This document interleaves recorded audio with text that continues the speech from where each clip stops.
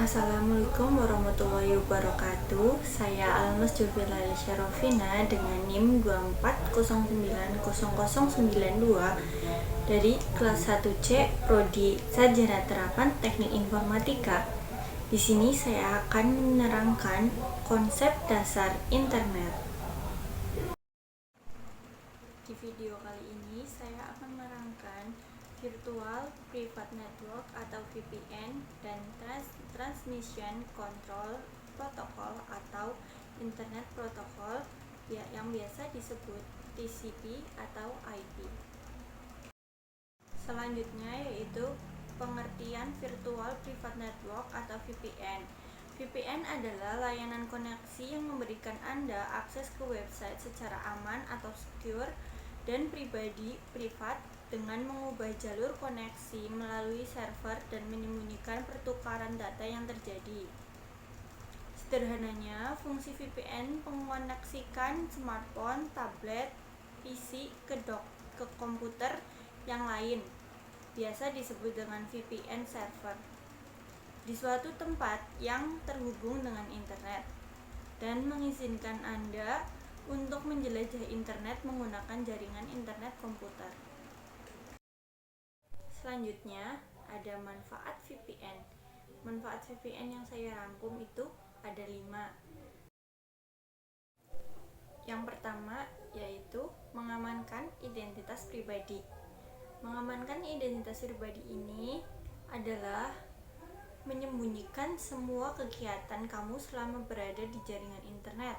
Enskripsi data yang dilakukan oleh VPN menghalangi pihak-pihak ketiga dari membaca informasi tentang siapa kamu, dari mana kamu mengakses internet, apa saja yang kamu baca, dan sebagainya.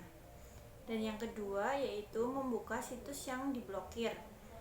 Salah satu kegunaan dari jaringan VPN adalah memblokir konten yang dikunci oleh penyedia internet atau pemerintah setempat. Beberapa situs seperti Reddit, Vimeo, Imgur, dan situs lain yang ditutup aksesnya dapat kamu buka dengan menggunakan VPN. Dan yang ketiga adalah mengamankan data di jaringan publik. Saat kamu menggunakan WiFi gratis sekolah, kampus, atau jaringan publik lainnya, maka data pribadi kamu secara tidak langsung terhubung dengan orang-orang lain yang menggunakan jaringan tersebut. VPN dapat membantu mengamankan perangkat dan data kamu dari ancaman pencurian data saat berada di jaringan publik. Dan yang keempat yaitu mengenskripsi data.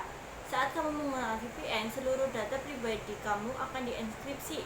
Enskripsi adalah proses penyamaran data menjadi angka dan huruf acak sehingga tidak dapat dibaca secara langsung. Untuk membaca data tersebut diperlukan kunci enskripsi sehingga hanya pihak-pihak tertentu yang dapat membaca data kamu. Dan yang terakhir yaitu mengakses konten regional. Konten regional biasanya hanya tersedia untuk pengguna yang berada di wilayah tersebut. Dengan VPN, kamu dapat mengatur lokasi kamu ke berbagai wilayah untuk mengakses konten regional daerah tersebut. Contohnya, Netflix menyediakan serial TV dan film yang berbeda untuk masing-masing negara. Jika kamu menggunakan VPN, kamu dapat mengakses konten yang tidak tersedia di Indonesia. Selanjutnya yaitu cara kerja VPN. Cara kerja VPN ini sendiri yaitu saat kamu menggunakan internet dengan VPN, lokasi server VPN tersebut akan terdeteksi sebagai asal koneksi kamu. Dengan demikian, penyediaan layanan internet kamu atau ICP, pemerintah, dan pihak ketiga lainnya tidak dapat melihat website yang kamu kunjungi atau data yang apa saja yang kamu terima dan kirim. Singkatnya yaitu VPN mengubah semua data kamu menjadi angka-angka yang tidak masuk akal.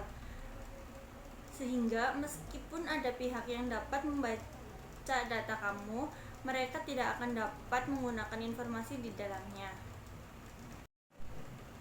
Yang kedua yaitu Transmission Control Protocol atau Internet Protocol yang biasa disebut TCP atau IP, yaitu suatu standar komunikasi data dalam jaringan komputer yang digunakan untuk proses pertukaran data antar perangkat.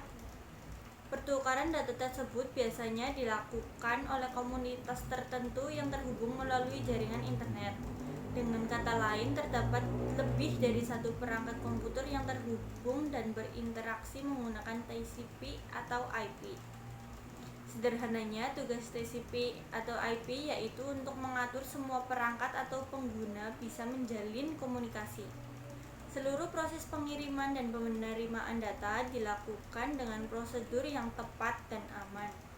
Sesuai namanya, terdapat dua buah protokol yang digunakan TCP atau IP, yaitu protokol TCP dan protokol IP.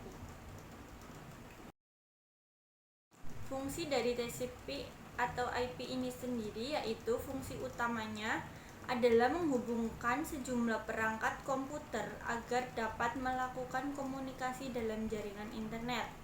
Namun, TCP IP juga memiliki fungsi lain yang diantaranya mencangkup beberapa hal berikut, yaitu 1. Mengirim file atau berkas terenskripsi. 2. Memungkinkan melakukan fitur name server. 3. Meski terkendala jarak, pengguna masih dapat masuk akses dengan cara remote login di komputer lain. Yang keempat, menjalankan perintah massal pada produk yang persis sama di semua perangkat yang tergabung dalam jaringan atau disebut remote execution.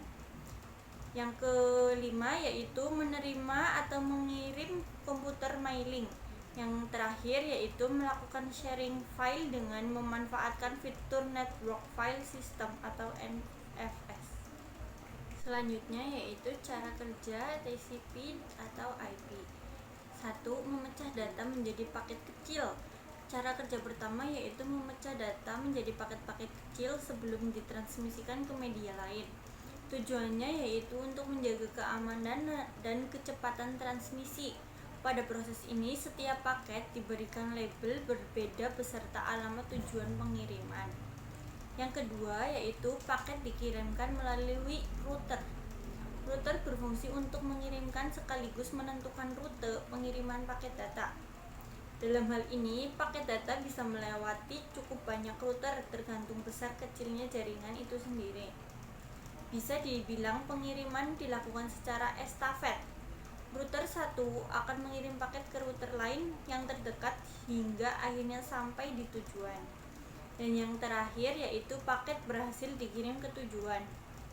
Jika paket sudah terkirim dan sampai di alamat tujuan, selanjutnya layer TCP atau IP akan menjalankan tugasnya masing-masing melalui dari penerjemahan sinyal menjadi data hingga akhirnya disusun menjadi sebuah file yang utuh.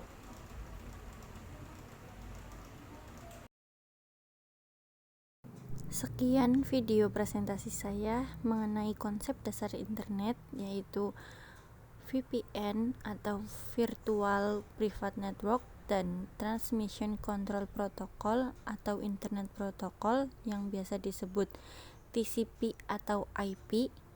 Terima kasih. Wassalamualaikum warahmatullahi wabarakatuh.